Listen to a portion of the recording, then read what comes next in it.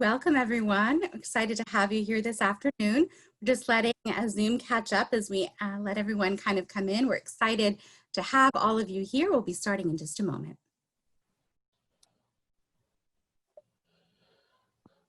So it looks like we have more than 70 participants. Thank you all for joining us. I'm Adam Shah. I'm Senior Policy Analyst at Jobs with Justice, and we're very excited to have all of you join us for this important issue. This is obviously the issue of police unions is very important to the labor movement in general, and particularly to LRAN as the place where the research and activism comes together. And so we're very interested, and we understand that this will be an important discussion, but also that not everyone may have the same opinions based on this. And so we hope that everyone understands that we're all trying to get to the same place of racial justice and power for working people. And with that, let me introduce the people who will actually be talking on this event. First, we have Bill Fletcher, who is a talk show host, writer, and former field service director for the American Federation of Government Employees, AFGE. We have our moderator, Ruben Garcia, professor of law and co-director of the Workplace Law Program at the University of Nevada, Las Vegas. Tamara Lee, an assistant professor at Rutgers University of Management and Labor Relations. Cedric De Leon, professor of sociology and director of the Labor Center at UMass Amherst. Javier Murillo, research fellow, Center for Innovation and Worker Organizing at Rutgers University, School of Management and Labor Relations. Have Linda and John appeared, Jessica? Okay.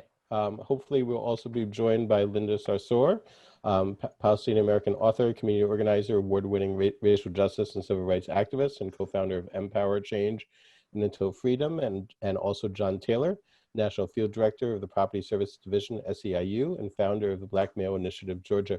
So all of you should be joined on mute if you who aren't a presenter. If you aren't on mute and aren't a presenter, please mute yourselves. We're also going to have at the end of this discussion some breakout rooms that we will talk about later on. And so please, if you can, join us for the breakout discussions as well. With all of that, I'm going to turn it over to Ruben. Thanks, Adam, and thanks to everyone for being here, and to LRAN and the advisory board, the LRAN advisory board, for sponsoring this discussion.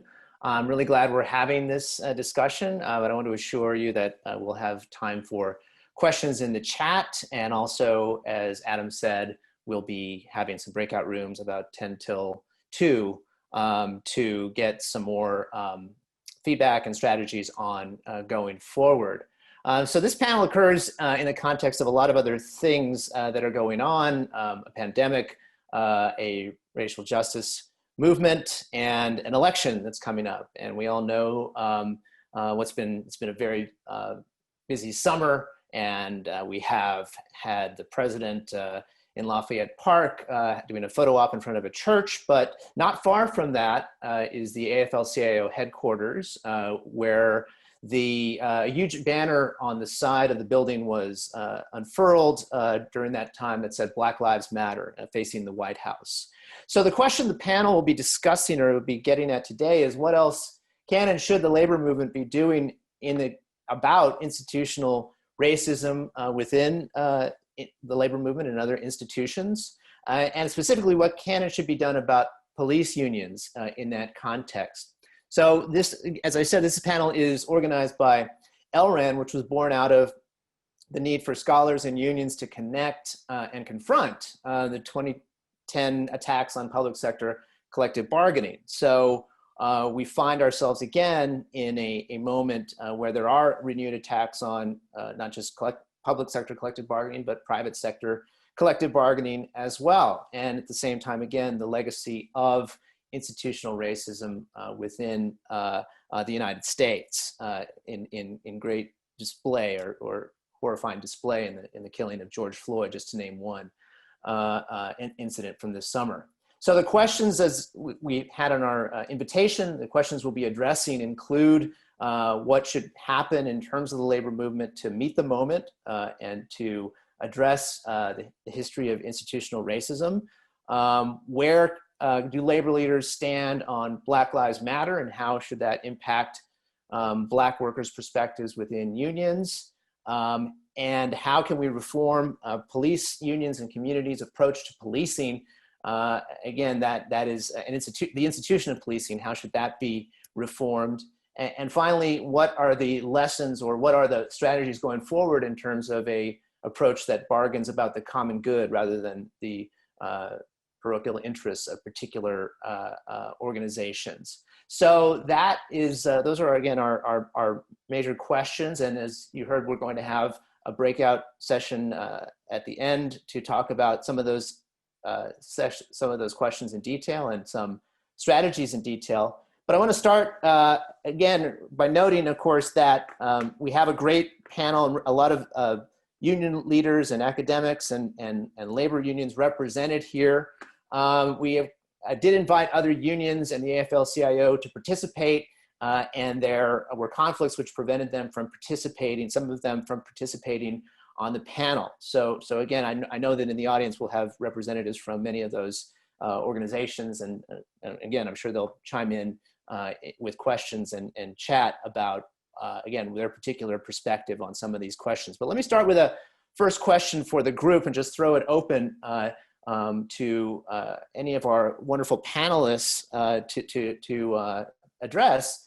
And the question is really why this conversation about race, police unions, and the labor movement is so difficult to engage right now.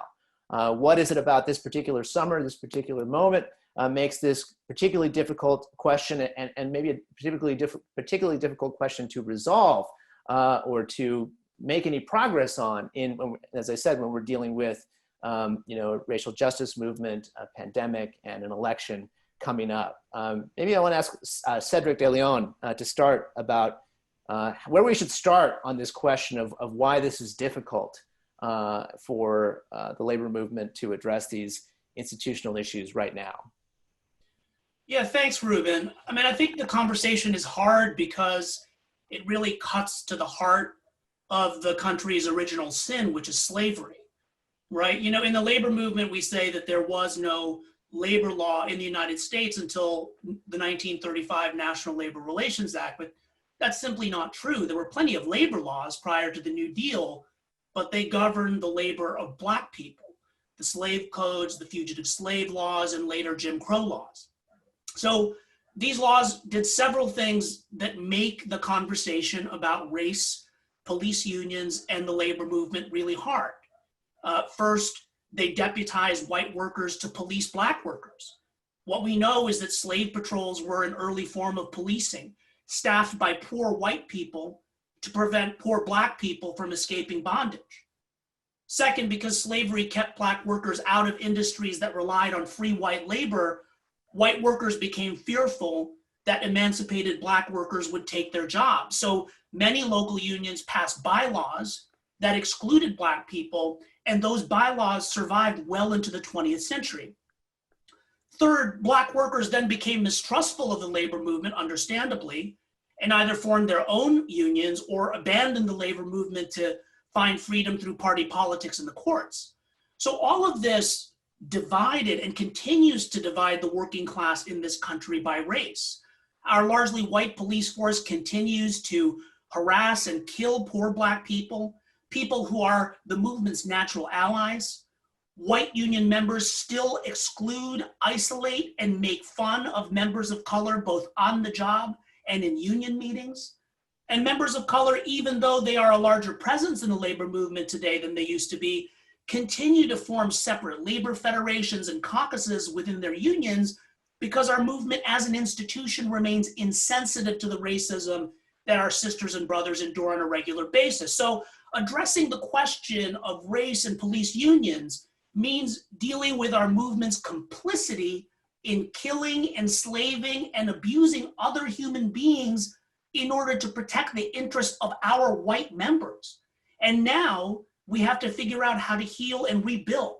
So that's why this conversation is so hard. So, and Bill, you've written a lot about not only, of course, the issue of race within the labor movement, but also the issues of public sector unions and attacks on public sector unions. I wonder if you can talk about how those interact with each other right now in this moment compared to what we saw, say, for example, in 2010, 2011. Thank you. Can you hear me okay? Yes. Okay. So before I answer that, I just want to add a couple things to what Cedric was saying. The US has a dual original sin. And it becomes very important when we look throughout history. Slavery was certainly one part of that. The other part was genocide against the indigenous and the establishment of the US as a white settler republic. This becomes very, very important when we're looking at law enforcement because everything that Cedric said, I just double underline. I would just add to that the establishment of colonial militias for the purpose of suppressing Africans and eliminating the indigenous, the enforcement of gun ownership on whites, which is why the gun fanaticism in the United States has almost nothing to do with the Second Amendment. It has to do with Indians and Black folks. And that's one of the reasons people go nuts around this. It has nothing to do with the Second Amendment. Second Amendment just sort of codified something that had started in the 1600s. Now, I say that in part because when we're looking at this issue of police violence, there's been a tendency to do a binary, to look black and white. The population that has disproportionately suffered violence and death at the hands of the police, not African Americans, but Native Americans. And in the discussions post, it doesn't mean African Americans haven't, but Native Americans top the list. And in the post George Floyd discussions, Native Americans have gotten almost no discussion. And I think we have to understand that this is a problem, not just about how Black folks are treated, but the existence of racist oppression in the United States. And that it plays itself out in very complicated ways with different racialized populations. There's some overlap and there's some distinction. So I wanted to start there, and but also obviously agreeing with what Cedric was saying. I think the other part is that that I just wrote this piece in Monthly Review, and I've been mulling this over for a while, that organized labor in the United States wasn't simply set up on a segregated basis racially. It was set up beginning in the 1830s as a white labor movement in a white republic. And this conception is very, very important because it helps you to understand why we're often treated as guests, as opposed to central components of a North American labor movement. Because if you basically see organized labor as a component of the white republic, then the rest of us really are, we're just sort of add-ons. And so part of the reformation of organized labor is going to have to be really rethinking some of these in some fundamental ways, which is going to be very painful. I realize that. It's going to really challenge some people about, the founding fathers and all this other bullshit, but it's going to be painful, but we're going to have to do it if we want a renovated labor movement. So my final point about the public sector, which will be much briefer than my introduction, is that one of the things that makes the discussions right now about police unions complicated is that we know anyone who is even not the slightest bit naive knows that the right wing seeks to annihilate public sector unionism. And that's their objective. And they will use whatever means they can, including establishing different kinds of precedent. And so the issue of what happens with police unions, one of the reasons that the discussion is difficult is that you don't want to have a ripple effect whereby certain steps are taken that end up then being used to justify one of the main objectives of the right, which is the elimination of teacher unions. And then from there, other sections of the public sector. And so I think that that's why it becomes very difficult. And unfortunately, instead of having a frank discussion about this and a frank discussion about that many of the law enforcement units and unions pay serious per capita, instead of having a real honest discussion about that, you know, we do this dance that would make Fred Astaire proud.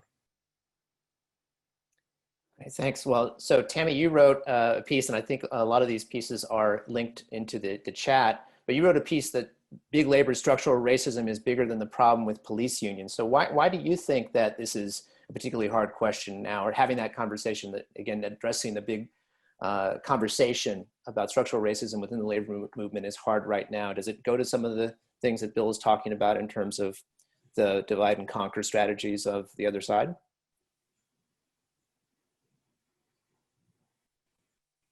Sorry, did that problem where I don't unmute. Yeah, so listen, I had a lot of visceral reactions listening to Bill speak. I want to try to tie in what Cedric was saying and also Bill. When I say, you know, I don't know if it's the correct question to say, even though I was the one who wrote it, why is this conversation so difficult to discuss? I think that question is implies that it's difficult for everyone, and it turns on who's being centered when we're having this discussion. This is not a difficult conversation for me to have. I'm a Black person who sees this very clearly as some of the issues that Cedric brought up about what I don't like to call the original sin, but because it's still very much present and I feel it every minute of my life. So I want us to stop sort of like the chronology in terms of talking about the disenfranchisement, the targeting, the anti-Blackness, and just deal with it as something that's very much present. I think, you know, while I hear Bill, I hear Bill's points, one of the things I think makes this difficult for non-Black people is that, you know, there is racism, but then there is also anti-Blackness as a specific form of racism.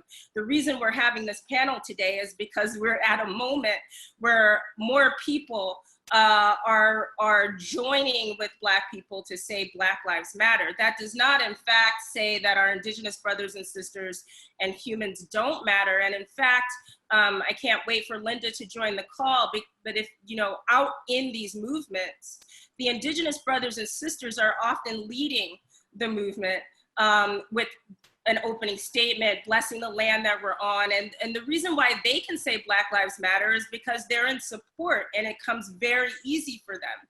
I think we as the labor movement, but just in general in society, have to be okay with talking about the specific anti-Blackness that runs through all of our systems, including policing and including the labor movement, that has to do with people not thinking of Black people as completely human.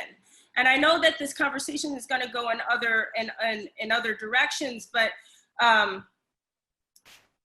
of what I want to say to the labor movement is that the way in which we've organized in the past, right, has been to build solidarity around a shared identity, to sort of prepare ourselves for the attack that Bill's talking about, this sort of this segmentation of the labor market that pits us all against each other by race and gender and other socially constructed identities.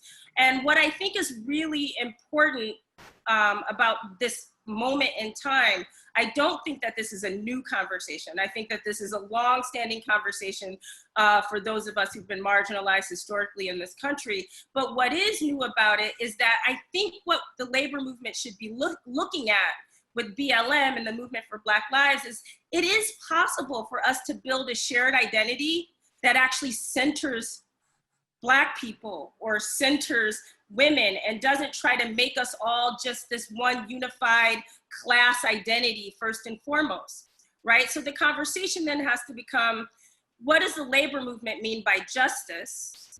Is it broader than just some form of economic justice that we imagine as colorblind and we're all in the same boat? Because we've never been all in the same position, right? That's the entire point of the hierarchy. So I think, there are things that we all agree on. And I think, some of the difficulty of the conversation is who's being centered, who's leading that conversation, and whose definition of justice, right, is leading the discussion for the movement. Thanks, Tammy. And I'm wondering if we can get maybe Cedric's, come back to Cedric for, a discussion about intersectional coalitions and of course how we build those. But I understand we've been joined by Linda and John now, and actually I wanted to put that question directly to Linda about how do we I don't know again if you've heard all the colloquy so far, but we've been talking about how we center Black lives again in the context of a lot of these other coalitions that are being built and have been built around justice. And so I guess the question I might ask Linda is, how do we draw these intersections and coalitions from these crises, and how do you think they can be successfully mobilized in order to further the goals of all the groups involved? Linda? Thank you so much, Ruben, and thank you to Dr. Lee for inviting me here today. I'm really honored, and I'm not a scholar, and nor am I a labor representative or a union member. I work in the nonprofit industrial complex where I'm not a member of a union, and that might be something that I have to work on one day. I think this conversation is really important when we talk about intersectionality, but even on a more from a moral place, it's really about labor deciding what side they want to be on, and how courageous labor unions want to be in this moment. As a New Yorker, many of you know my work. I've been a police reform activist for the last 15 years. I've sued the New York Police Department. I've been surveilled by the New York Police Department. My organization has been part of, terrorism enterprise investigations at the hands of the New York Police Department. You all know the expose around the NYPD, which is the largest police force in the country by far. We have seen the recent, not just the recent, the many times that the police union has stood up against our movements, immigrant rights, against the work that we're doing around accountability work, the actual brutality that we have experienced at the hands of police departments across the country. And then just watching the leaders of our police unions, oftentimes white, oftentimes not reflective of the actual police forces, engaging in behavior that is absolutely right-wing and does not align with our larger movements. And then watching other labor unions who are not using their platforms to stand up against police unions, who really, for me, like our, Lynch in New York is like the leader of the Ku Klux Klan. Like, it's not even just the guy doesn't agree with us. He is an absolute outright bigot racist. And he is in charge of representing police officers who are supposed to protect the people. And so one of the very important things that I want to say is, and I want to give a shout out to a union in New York who does know how to go up against the New York Police Department, and that is 1199. The 1199 union under the leadership of George Gresham not only has been aligned with our movements, have protected our movements, has put resources into our movements, but have joined our calls against the police department, have joined our calls to reform the police department, supported our legislative campaigns. And that's the kind of leadership we need from labor in this moment. On an intersectional level, there is no way to move in the space that we are in right now without centering Black leadership right now. I don't know if folks know this. I'm a New Yorker, born and raised in Brooklyn, New York. I just moved to Louisville, Kentucky. We have a Black woman who was murdered at the hands of the Louisville Metro Police Department, and everyone's silent about it. And it's like everybody moved on with their lives. It's not okay. And the labor unions in this country have absolute power. They have access to the media. They have the membership and the numbers, and they have the political influence, even in a place like Kentucky, to put pressure on the Attorney General, on the police chief here, on the mayor, Greg Fisher in Louisville, Kentucky. And the unions are not stepping up because nobody wants to go up against the LMPD. And to give you an example of the response of the LMPD right now to us even being here in Louisville, Kentucky, we have an action, like many of you have been part of actions, nothing new, we're not doing anything amazing or anything that's never been done before. We're having action on August 25th, and a police officer leaked the memo to us that was sent by the LMPD to every single police officer in the LMPD that says, on August 25th, you are required to come to work. So if you have a sick day, you took off on Tuesday, you're hanging out at the beach, we need you on August 25th. So police departments are in the business right now of suppressing our movements, of pulling us back, of brutalizing our leadership, of intimidating our leadership.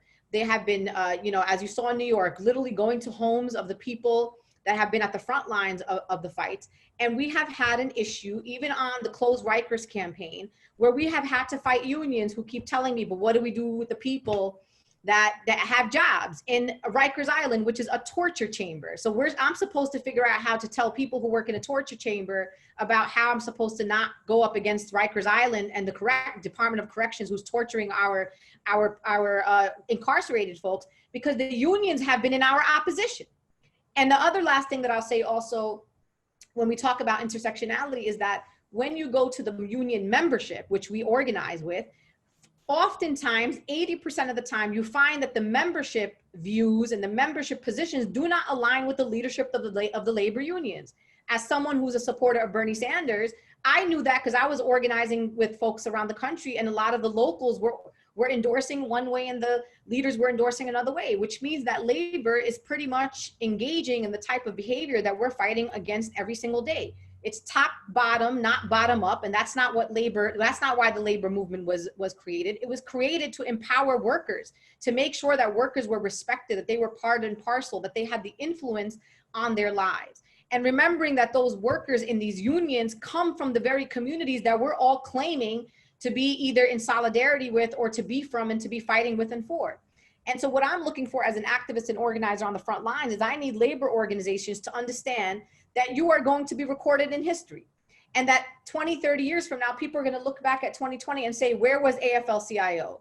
Where was SEIU?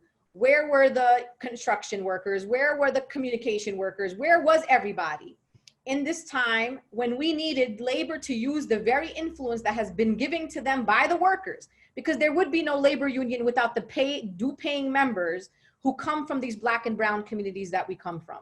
And so intersectionality for me is not just about words. It's not about, you know, putting out a platform from your union, similarly to what corporations are doing right now, where you're telling me Black Lives Matter all of a sudden to, you know, all these different corporations. The question is, what are you doing? What is the exact impact that you're having on the communities? And solidarity for me is action. It's not just the word. And I'm a person that oftentimes has said this often in the movements, I'm exhausted saying it, that solidarity is a verb. And it requires that we do something. And the people in our communities are trying to build their power, but they can accelerate their power by joining with the powerful influence that labor unions already possess. And if you're not for the workers and the communities that they come from, then what in fact are you for? And, you know, coming out of the labor movement and folks that I know, especially the Democratic Socialists, this concept of solidarity forever comes from the workers. It comes from workers. But the question is, are our labor unions across the country practicing that at a time when we need the most? Thanks, Linda. I want to hear some more reports from Minnesota and Javier, who I think mentioned this in one of our prep calls. You mentioned again the disconnect sometimes between the rank and file and the leadership. And I wonder if you could talk a little bit about that. And again, the piece that you wrote on bargaining for the common good and how that again might be another on the ground strategy in terms of like changing that disconnect between leadership and rank and file. Javier? Yeah. So thanks, and thanks everyone. Really loving this conversation and so happy to be a part of it. So I think that to this, you know, the first question we started with, like, why is this so difficult? I think that a difficult conversation. I love Tammy's reframing of that question because I think what we saw in the aftermath of the murder of George Floyd here was a lot more unions saying Black Lives Matter. There were resolutions that, you know, being passed, and there was one resolution. I won't name the union because it's not about calling people out specifically, but just as an example of a problem, I think there was a union that is a majority, or this particular local union is probably 60–70% people of color, and they passed a resolution saying that they will never, that they won't allow a white supremacist to be on their executive board. And I'm the former president of SAU Local 26, a property services unions. We're a union of people of color, janitors, security officers, and immigrants. And I stepped down from that role last year. And there had been some discussion at Local 26 as well about passing the same resolution. And my feedback to folks there was like, is there any danger of our members or people of color electing a white supremacist to our board? Like it seems like a weird and hollow virtue signaling, when in fact what we need of the labor movement right now, especially in Minnesota, was for folks to be talking, especially in the public sector, about arbitration reform. Actually, like there's such a fear of slippery slopes, and I think Bill, you mentioned that we have the context of people wanting to destroy public sector unions. And I think that becomes an excuse for public sector unions in particular to remain quiet. And that's, actually AFSCME here specifically opposed arbitration reform when it came to police. But for the most part, but the other public sector unions were largely just quiet on the question. And to me, the fear of slippery slopes is not a reason to not engage in this debate. It is the reason to have your voice be loud, because if the teachers union and public employees like AFSCME cannot draw the distinction between themselves as workers and police as workers, then shame on us. I mean, how is that? Like, a lot of this discussion, I think one of the things that Richard Trumka said, president of the AFL-CIO, when challenged on the question of expelling police officers from the police unions from the AFL-CIO, was say there's this sort of truism, like, oh, like, well, all workers deserve a union. I think we can, like, in an open conversation like this, let's put everything on the table and ask this question, right? We do not have a union in the military. It is not a labor management situation. We have a highly militarized police forces. All workers, yes, but do all people who work, CEOs work, they are not part of a union. I think we can question this, especially given the historical role that police unions have played in with communities of colors, like throughout history, as Cedric framed this conversation to begin with, but also in the present. I think that we retreat to either of these truisms of that I actually do not agree with, right? I think that it is on us to draw these distinctions. Police officers are workers who carry weapons, who carry deadly weapons, and if that is not enough to suggest that the rules are different, they are organizations who wield power differently than other unions. There is an assumption that police unions have power the same way that other unions have power, like through engaging in politics and political donations, et cetera. That's one component. But more fundamentally, the police union power comes from police officers doing things that are literally illegal for any other union member to do.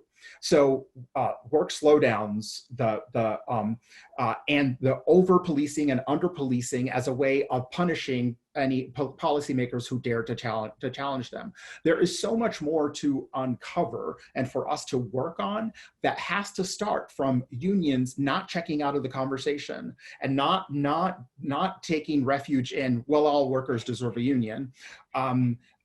Instead of actually interrogating that question, and not just hide from the question because we fear that this is a path into destroying all public sector unions. It's only a path into destroying all public sector unions if you check out of the conversation. It is on us to draw those distinctions, and they are there to be strong and to be drawn. And if we can't, shame on us.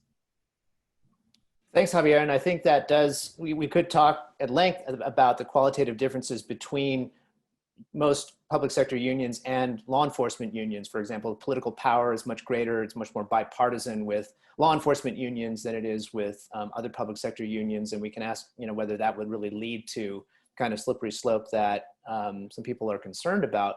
But I did want to get to your idea about, again, the issue of security and security guards. We know we separate often security unions from other units, in the law. And I think John in SEIU has had this or confronted this issue within his own union, and his SEIU does represent a lot of security guards. So I want to know how John Taylor has addressed this again on the ground in where he is in terms of dealing with some security units and how to work out their issues in relation to other members of SEIU. John, are you there? Absolutely. Thank you, Ruben. So let me first start by saying to Linda, wow, just chills. And to Dr. Lee and to Javier and the whole panel, but really just being able to codify and put that challenge out in the world, I think is critical in this moment. So SEIU has made a commitment early on before the death of George Floyd to endorse the policy demands for Movement for Black Lives. And as you said, Ruben, we are affiliated with police unions. And so that's a very difficult decision to make. And our leadership made that decision because we refuse to be tone deaf and blind in this moment about where we are in the world. And so the reality for us is that, internally, organizationally, we're struggling with how that decision plays out. But the truth of the matter is we represent tens of thousands of security officers as well as other service workers. And at the end of the day, everyone has to be held accountable for their behavior, bottom line, full stop. At the end of the day, we have a responsibility to engage with our security officers to figure out what does a world look like if we demilitarize the police, if we move different practices around the defund demand. And most importantly, we have a responsibility to make sure folks are educated around what these demands actually mean. When we start a conversation around invest and divest, and to be clear, I don't just represent the Property Service Division of SEIU, but I'm also an active member of Movement for Black Lives, and I'm also engaged with our local politics here in Georgia. So the reality of this moment for us is that we sit at a nexus of Black folks and people of color being willing to stand up and speak their voice as loudly as they can, having community allies and partners understand the critical moment that we are in, and having a pressure cooker of a pandemic, because we've not mentioned that, but we should, with COVID-19 that is bearing down on us in this moment. And so all of those things converge and have allowed us the space, quite frankly, to begin to challenge the preconceived notions that traditional labor movements have had in this country. And what is so exciting about this moment, even in the midst of the crisis, is that when an organization like SEIU signs on to or endorses the policy demands for Black lives, it comes on the heels of them doing multiple years of work with the Rising Majority Table and the Movement for Black Lives. It comes on the heels of them holding down that space for the progressive labor movement, because for many years, they've been the only labor union at that table. So let's be clear about where we sit. And it comes on the heels of us sitting down and having conversations with our movement partners and saying, how do we show up? This is about built relationship, not bought relationship. It's not about the purse that labor has, even though there's a lot of money in labor that can be moved around in advancement of our issues. It's about having some very principled and hard conversations with our movement partners about how they need us to show up. So when SEIU made a decision to not only endorse the policy demands, but made a decision to lean fully into the progressive movement in this way, and make public statements around the fact that we cannot have economic justice until we first have racial justice, that's a big move. That's a huge move. But that huge move doesn't come without tension. And so the reality is, as we continue to move this frame, we have to be a leader in certain progressive spaces around labor and challenge other unions, invite other unions who see themselves as progressive to come into these spaces and these tables. And we're seeing that that's beginning to happen. But also we have to know as a labor movement, when we show up to lead, when we show up to support, and when we show up to hold the sign. We don't have to show up and be in charge of or in front of everything that happens in this movement. That's why it's critical as part of our commitment that we will support Black-led organization on the ground locally. And I want to be particularly clear about this point. It serves no purpose, and it does a disservice to communities of color to have national organizations parachute in staff to govern, dictate, and tell them how to organize on the ground in their communities. We don't believe we know better than anybody else in any community how to get the job done. But instead, we feel like we can use our resource to help facilitate a discussion and create a space so that the local organic leadership from the ground can step into their own leadership and emerge in a way that allows them to grow the power they need to make the changes they want to see. That's why in places like Minneapolis, we're looking at what are the possibilities of alternative models to policing on the ground. Discussions with privatized security. That's why we are engaging in places like Atlanta with the Just Georgia Coalition. Because when you think about the useless murders of Black and brown bodies, whether it's Breonna Taylor, Ahmaud Arbery, Rayshard Brooks, right, George Floyd, and the list goes on and on and on, until organizations that have power and platform are willing to cede that power and platform to community-based Black-led organizations and facilitate opportunities for them to get in front of the elected officials that we help to put in office, to get in front of the decision makers that we help to maneuver into positions of power, then we're doing a disservice to the community. And I think it was Javier who said it, we have to call BS in this space and in this time on anybody that's afraid to make the choice of what side they're on. And even though we do that, we can do that with a sense of love. We can do that with a sense of commitment. We can do that with a sense of focus. I don't have to fight with you because you don't agree with my principles around stepping out of positions of white-led power and putting Black folks into positions of power.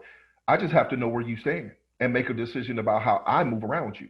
And so that's the thing I'm most proud of with SEIU, with leaders like George Gresham at 1199, Cal Bragg and 32BJ, April Verbrett in 2015. I can name a list of leaders inside of SEIU who are taking responsibility to engage in the conversation locally and figure out how to be of good service to a movement. And so for me, that's how we should show up. That's how we should be driving work. And I have no interest in shaming anyone who isn't showing up in that space, but I have every interest, and organizationally, I would say we have every interest in figuring out how to support other unions in figuring that out and getting to that space. Thank you, John. And as I started the conversation, we saw again the statement outside, the banner outside the AFL-CIO headquarters. We also saw responses in graffiti on the AFL-CIO building, about whether they're doing enough. And so I guess I want to throw, now that everyone has had a chance to go around on this first question, I want to, again, get any responses or other strategies about either, what should be done, what else should be done in terms of labor's institutional response, and how long, as one questioner in the chat asked, how long should we wait for the labor movement to reform police unions, and how should that be done? We mentioned, again, some legal strategies, some arbitration reform, and there's another question in the chat about, I think it was Javier who mentioned it, and what exactly that involved. What are some of the practical, technical things that could be done to actually change the situation that again, labor or other groups can actually get behind?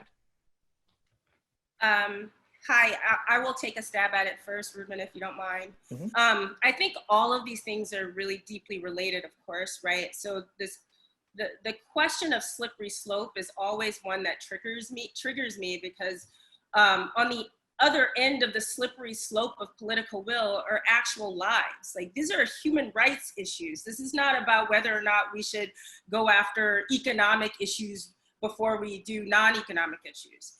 How much power is the labor movement willing to lose for one life even, right? So we really have to be careful about how we're framing what is at stake here. How long do we last? I think that we've already proven that, or how long do we wait for the labor movement? We don't wait for the labor movement. Or at least for how the traditional labor movement wants to identify in the space. One of the reasons that I wrote that op-ed saying that big labor's structural racism problem is bigger than the police unions was after seeing some of the what was framed as BLM protesters, but were definitely young people who are future workers, future labor movement people who had defaced the AFL-CIO headquarters, and their position when interviewed was that they didn't feel like the labor movement gave a shit about Black people. Why do they believe that? What is the responsibility of the labor movement when we know that there are whole segments of people who don't think that we care about justice for certain groups of workers.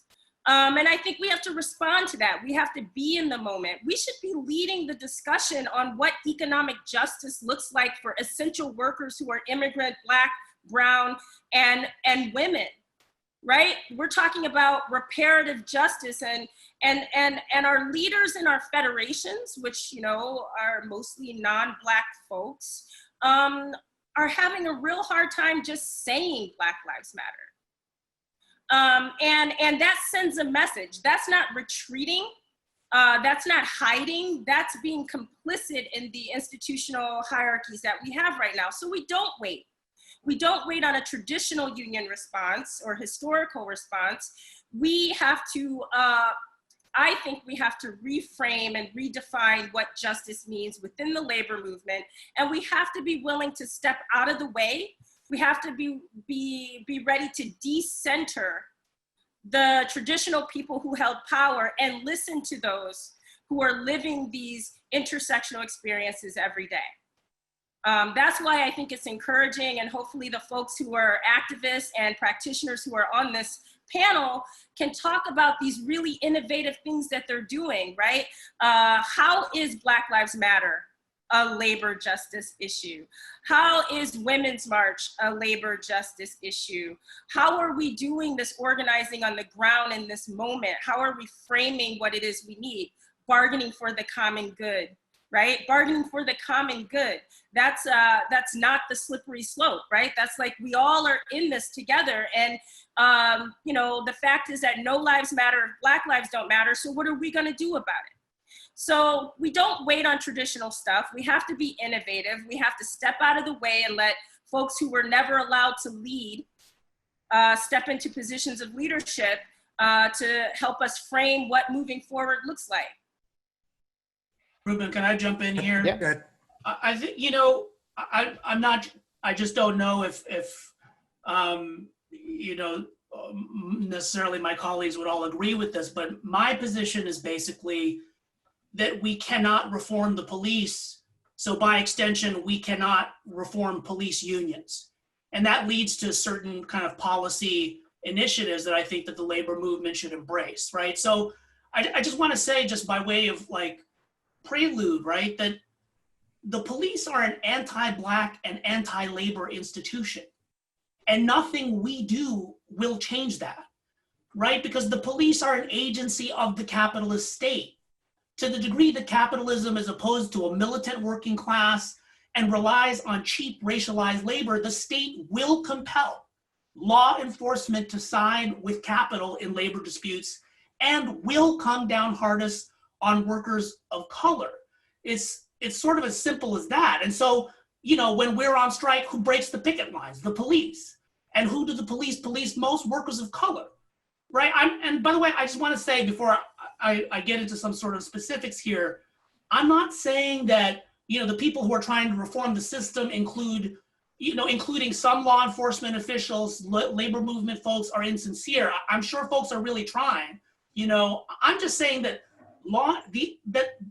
that law enforcement agency of the capitalist state, if that's what it really is, there's a limit to reform. And so in my view, the labor movement needs to call for a few things. First, I think we need to be on the same page as far as calling for the abolition of the police as an institution, as it currently exists. I think we need to break up the work that the police do now into different public agencies.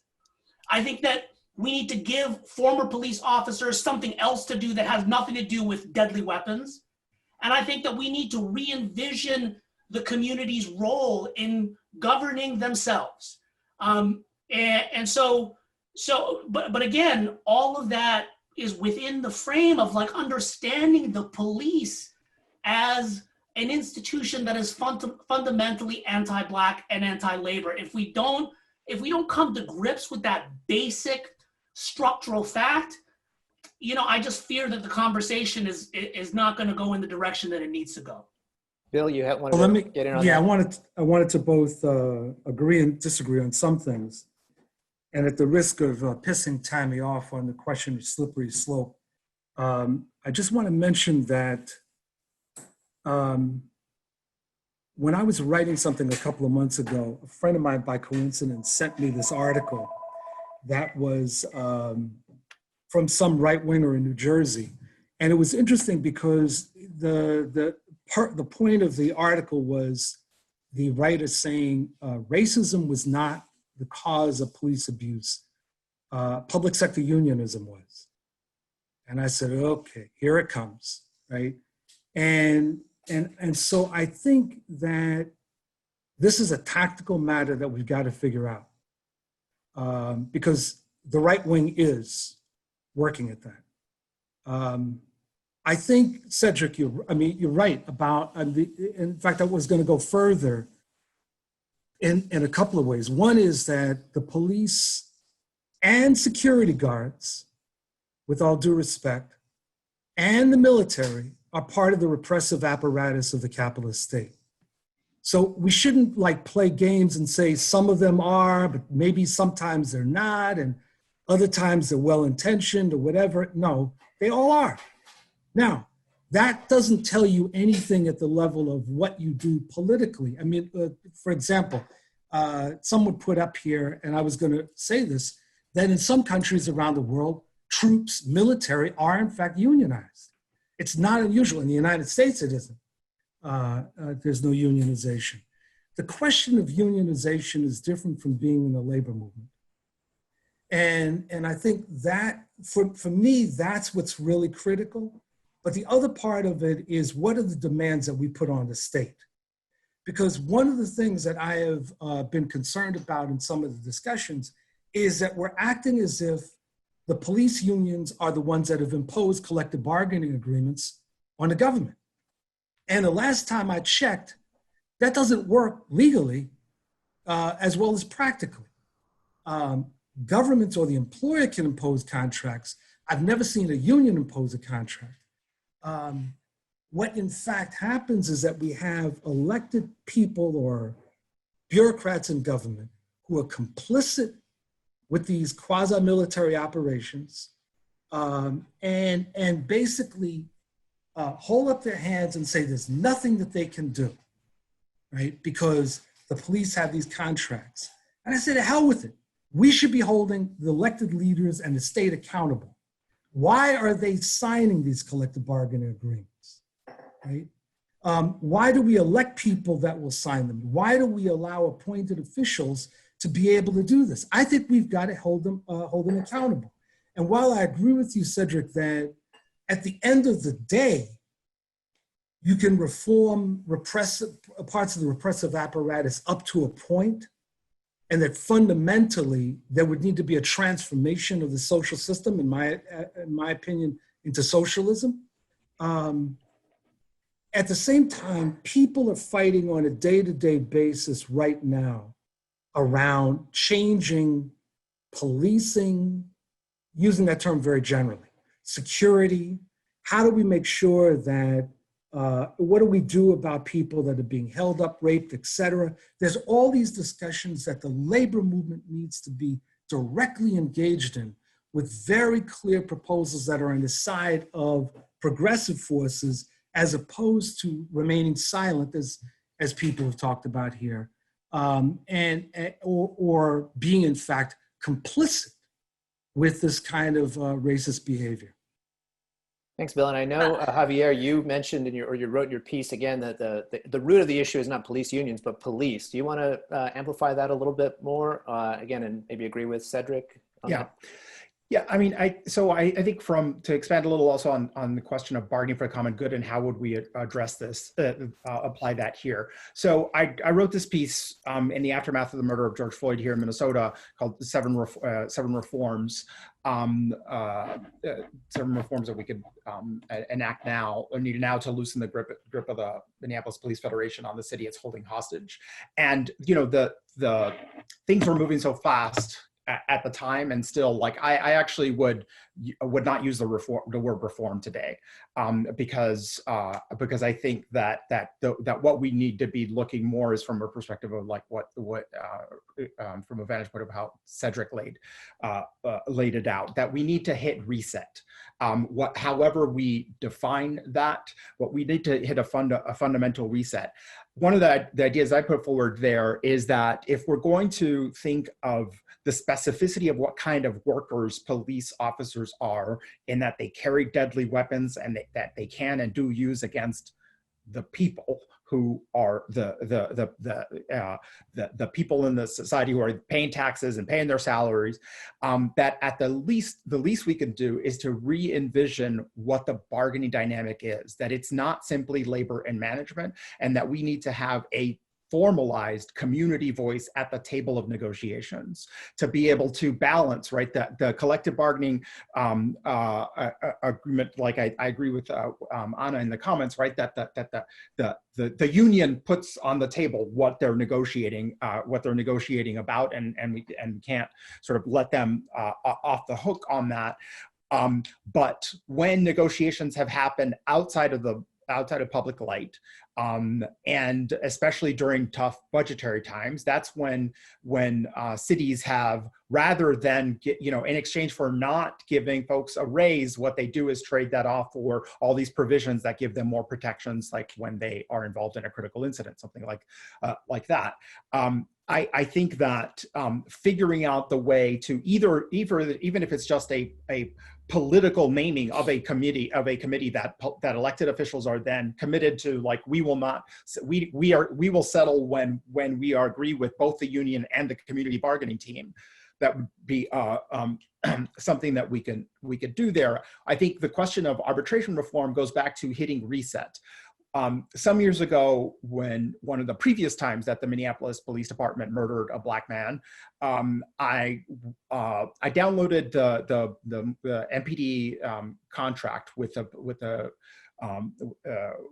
police union, and assuming, and I downloaded because I was thinking, like, they must have magical language. They must, like, how is it that they can't get fired? Like, there's not, and I read the contract, and what actually shocked me was that in this contract, and this is not true of all police union contracts, but the language on discipline and on just cause looked very boilerplate. It looked like a lot of union contract language that I've seen elsewhere. And what that said to me was that there's something else going on, that it's not simply about it's not the black and white letter of the contract. It's not the fact of the contract. It's the culture of the department and the culture of arbitrations. And that we have, like, at this point with arbitrations, decades of bad precedent that keeps allowing arbitrators to reinstate. Just in Minneapolis, just in the last couple of weeks, a police officer who had been fired because they put up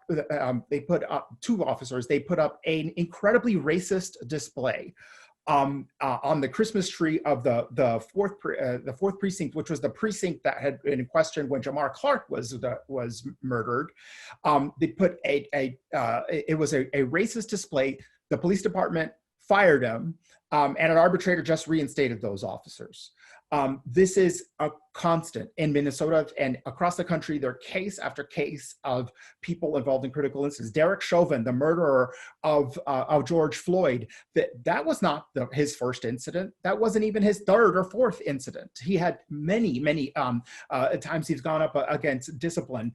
So there are issues that I think, when the community is at the table, right, where we can demand that certain practices change, right, that certain protections change, but fundamentally what we need to, like, on questions of discipline and everything have to do with police, is start from an assumption that it has not worked. It is not reformable.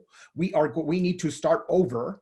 And yes, we must have community safety, and yes, people like who experience like communities want to be safe from violent crimes, and but that must be done in a way that robs the police of all of the other extra power that they are given, and departments that put them in charge of everything from violent crime to people, you know, walking on the street, to be acting like EMTs, to mental health crises, all these things that they are not capable of accomplishing well. Right now in Minneapolis, there is crime is very high, and the right and the media's interpretation of this is like, oh well, this is a product of all this discussion about defunding the police. And what I say to folks is like, the police have not yet been defunded in Minneapolis. The high crime rate right now, what that is evidence of is that a department that seems to not be able to keep itself from harming and killing Black people also happens to be terrible at reducing crime. So maybe we should also restart the conversation.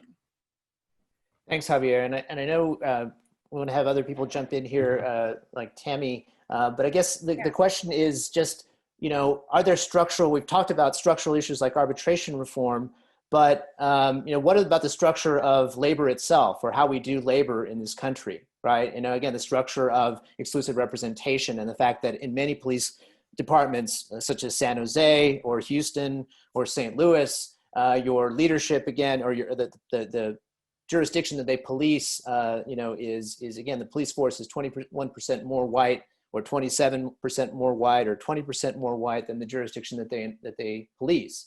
And then you have the structure, again, of the minorities within the police unions, and sometimes the activism that they engage in identity groups or so forth.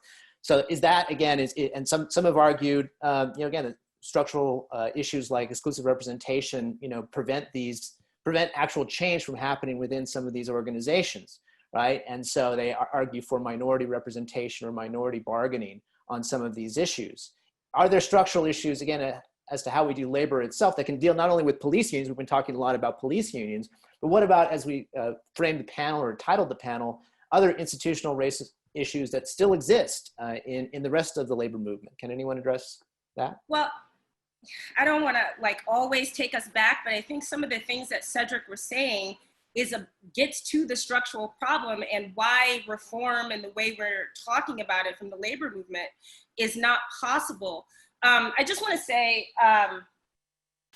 one of the reasons why folks are quick to conflate the idea of some focus on policing and police unions with sort of like bringing attention to and attacks on public sector unionism is a refusal to do what we said from the jump, which is to center Black folks in the discussion. If we were to center Black people and Black workers in this conversation and then talk about structural change, then Cedric's point about abolition is the reform that's necessary, right? Because of the historical role of the police and the role that it still fills. So this is not, to me, about the structural issues of collective power or collective bargaining. This is about what do we do about the abuse of collective power that has actual questions of democracy attached to it, right?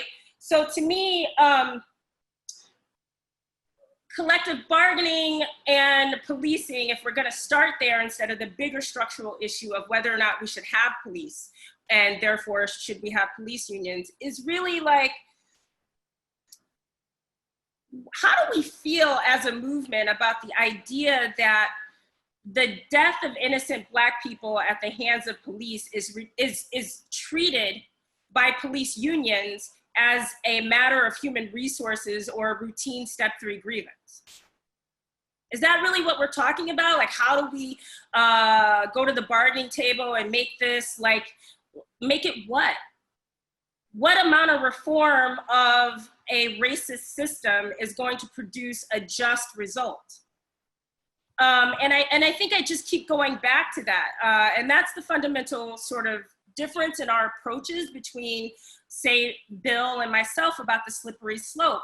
I don't want to be caught up in this question of we can solve structural racism if we just bargain differently, right? You know, the low-hanging fruit there is, of course, our main The main reason we can't hold police unions accountable right now, the way Bill has suggested, is because there is no transparency, because the police unions are abusing power in order to prevent us from having transparency into the practices, into the other things that are happening, right, that are disproportionately impacting Black and brown communities. In New York, just 2 weeks ago, the police unions filed a lawsuit against the anti-chokehold bill. What do we do about that? How is that something we can change with collective bargaining, right? So I'm sort of on the side, I'm completely on the side of Javier and Cedric when I say, if we're really gonna do reparative justice, and if we really think Black Lives Matter, we really have to talk about the role of police. And therefore, if there are no police, then police unions are not a thing that we should be focused on first, right? So that's where I am. And perhaps that is really, really revolutionary and something that traditional labor movement doesn't like, but we are talking about how do we solve the issue of making Black Lives Matter, right? When I ask, So you may have misunderstood me, Tammy. Possibly, I hope so. So first of all, I don't believe racial justice can be solved under capitalism. So let's just start there, all right? Agree. So for example, I would disagree with the formulation of before you can have racial justice, economic justice, you have racial justice. I think before you have economic justice, you have a fight for racial justice. You fight for unity. You fight to overcome the differences within the working class, but you recognize that racism is directly tied in with the construction of capitalism, which goes back to why I said my addition to what Cedric was raising about the original sin, right? That the construction of racism is not just about what happened to people of African descent. It's about the entire construction of this country, right? In terms of the indigenous, the people of African descent, Chicanos, Puerto Ricans, et cetera, et cetera. And that we have to look, that part of, this goes in some ways, I think, Ruben, to part of what you're raising, that the discussion within organized labor really needs to be about how do we understand racist and national oppression? How do we understand and not be afraid of talking about the genocide that's been going on against Puerto Rico since Hurricane Maria? How do we not fear when we're talking about Black Lives Mattering that there are indigenous tribes right now that are facing annihilation as a result of COVID and the lack of attention that they're getting, in addition to police murders, right? So part of what we've got to engage in organized labor is a discussion that is far deeper. Tammy, I'm not saying that the problems of the police can be resolved by collective bargaining. And if that's what you think you heard me saying, that was like, right? I'm talking about there is an issue of collective bargaining that the political right is trying to move in the public sector, right? And that has to be stopped. We've got to stop what the political right is doing. But in terms of what we're talking about here, I think that there's this larger discussion that the movement has by and large shied away from, which is about how do we understand racism and national oppression in the United States? How do we understand the way that's played out? How do we understand what it's meant for the kind of movement that's been built? How do we understand that we had unions up until 1964, as was pointed out, that had white male only clauses for membership, and that was tolerated on the basis of union autonomy? How do we understand that when issues of race comes up, it very often ends up being about diversity? How do we understand the silence when Latino immigrants have been caged? How do we understand the silence when Muslims have been blocked from coming into this country? That's the discussion. Those are the parameters of the discussion I would argue that we need to be having. And within that, the issue of law enforcement, the racism and repression, law enforcement is a major component. Great. I want to bring John and Linda back into this conversation real quick, particularly on that point of how do we talk about these things? Again, we've heard there's, you know, a side of the panel which is again really focused on, you know, the reforms, or at least the what would we do if we wanted to reform the police unions. But on the other hand, there's a side of the panel that's really about, we need to talk, like which Cedric began really, which is, you know, we need to, you know, go back to the beginning, the 13th Amendment, you know, Reconstruction, right? We need to go back to basics here. I wonder if Linda, you could talk a little bit about how you would suggest we talk about these issues, not just about centering Black lives, but also all the different kind of justice issues that have been brought up during this call. I think I'm in the point in my life, Ruben, where you just got to start naming things what they are, and you got to start having the conversation just go, you know, cut to the chase. I think one of the things that we have been trying to do in our movements for very long is we're always trying to frame, reframe. Don't say it this way because this upsets this person, and this group is going to be upset about it, and that one don't know, and nah. There's too many people to appease in this moment, and we got to just cut to the chase. And for me, the police unions are the enemy. That's just the bottom line. They are the opposition, and they are part of the opposition. So we have to just be clear from the onset that they have over and over and over again, not only have they stood in opposition to our movement, but they also hold powerful positions over the movements that we are trying to build in these United States of America. And so for me, the conversation, we got to get to a point where we just start having these conversations. And one of the things that I do, although I'm not in labor, is organize labor members. You know what I'm saying? People who want to organize outside the infrastructure of the institutional labor unions, because some of these unions are literally just another little small depiction of the things we're trying to fight and the systems we try to fight on the outside. Oftentimes women are not in leadership. People of color are not in leadership in these unions. They often take positions that do not align with the people that they claim to represent and the people who pay the salaries of the leadership of the labor unions. And we get into these conversations, and there should not be in this moment a conversation. We have to start organizing now. Now is the time to the do part. And the do part is that the labor unions have to align together. They have to stand together. We have to build the capacity of the workers to build power amongst the unions. The labor leaders who are not aligned with their members gotta go. And so the unions, what I'm basically calling for is labor members have to start revolutions within their unions. So the revolution has to be inside and outside. Take out the leadership that doesn't align, put the leadership we want to center at the top of the unions.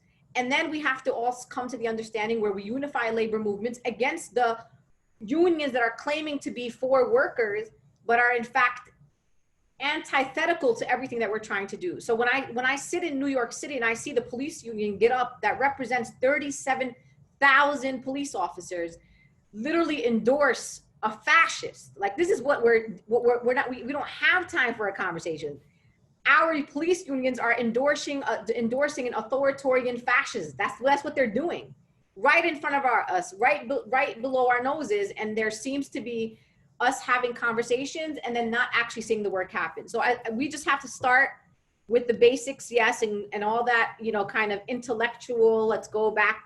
We got to come to a point where we say NYPD, the unions, bosses across the country, the unions.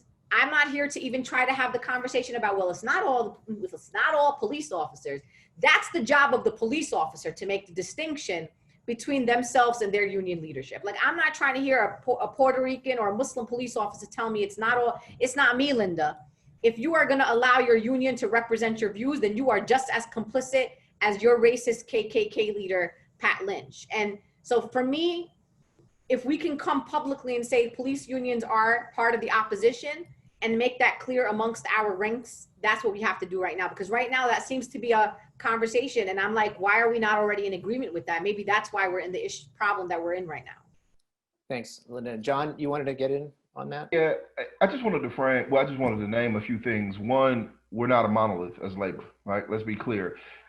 Every institution inside of this white supremacist construct carries white supremacist leanings with it, which means that every one of the organizations and institutions, including labor unions, has some racist history behind it, right? So let's unpack that a little bit and just be clear about the fact that while we may see more people of color in roles of leadership within unions today, unions are historically racist constructs, right? So even as we talk about what role they should play in regard to engaging police unions or other institutions, we're not a monolith, right?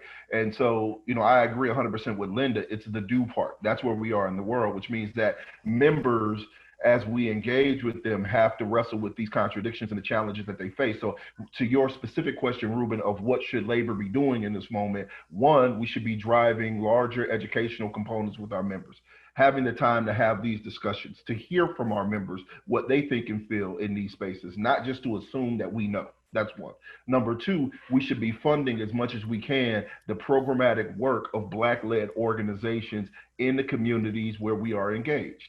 We don't have to be the ones to hold the banner. Sometimes the best thing we can do is fund and promote the organizations and their leadership, right? I just want to be clear about that, because these labor unions have a lot of resource and they have the ability or the ear of a lot of influencers. Why are we not using that to the benefit of people of color, Black folks, as we drive this narrative? And in some cases, we shouldn't be in the conversation, because the conversation should either be driven by a partner organization or by a community-based organization on the ground in that community. And what we should be listening to is what comes out of that conversation in principal partnership to figure out how we move. So, and then the last thing I'll say about this specifically is that each of these organizations has contradictions, but part of the challenge is how do we show up, right? Because we're not a monolith. What are the decisions that labor is going to make, whether they're inside the AFL or not, whether they're SEIU or not? What are the decisions that we are going to make organizationally and programmatically so that we walk the walk, right? When you look at the newly minted leadership of NEA, Becky Pringle ran on a platform of racial justice and challenging norms inside of NEA. We understand the history of NEA, the quite racist history of NEA predating 1960, where there were decisions made about not merging Black and white locals of teachers, right? And they talked about how they would never make a mistake like that in history again. You know, we're all students in some ways of our historical movement in these moments, but we have to understand, if we're not moving now, we're already too late, right? So we don't have time to have the leaders sit around and have a discussion and figure out what happens next. We need to engage with every member we can, have every member we can identify where they can locally engage with every community org they can, and begin to broaden the base. That's the way we fight the structural racism. Anything short of that is just giving lip service. Thanks, John. I think we have a couple more minutes before we go into breakout sessions about, you know, some other next steps. But does anyone on the panel right now, with the panel of the whole, want to talk about kind of next steps from here, whether in dialogues or you know, actual concrete things that we should be doing?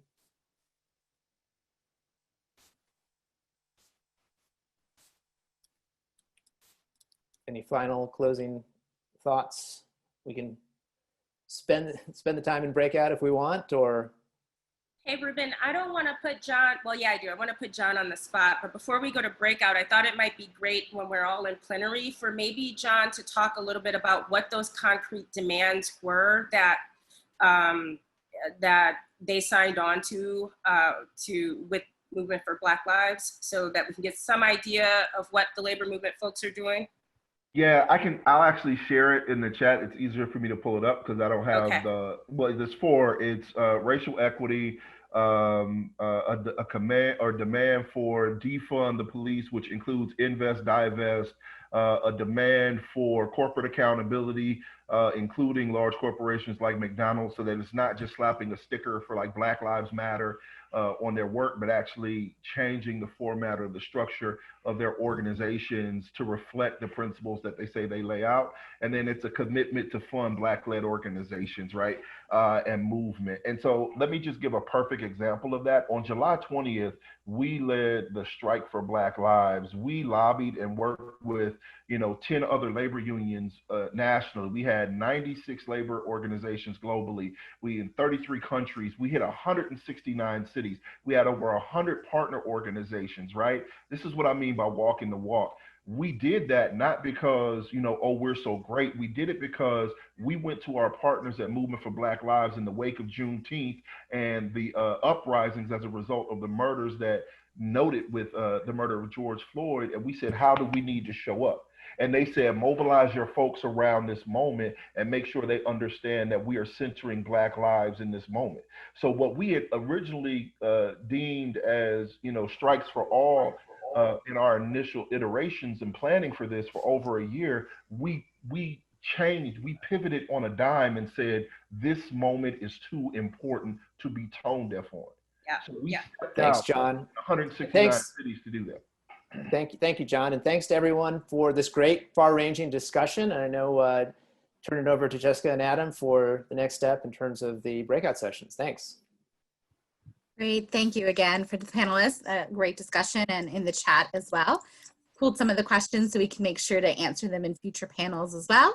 And so what we're going to do is we're going to have 2 breakout rooms. I'm going to just post the 2 sessions in the chat right now.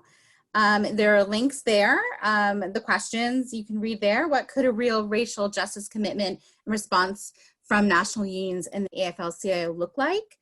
What real actions, policies, commitments do we want to press our movement to take on, and how do we tactically push for that? So you'll be able to follow that link.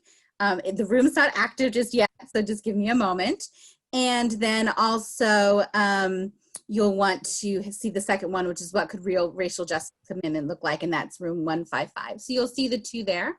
And just follow those links. There'll be about a half an hour discussion to see who has some energy around these topics, to see what LRAN can continue to support, and providing some action steps later, because that's really what LRAN is about, is providing action based on these things. So we're gonna wrap up. Just give me a second to activate those rooms. Stand up, take a stretch, and then head over to those Zoom links. If you want to, I'm gonna give you a second.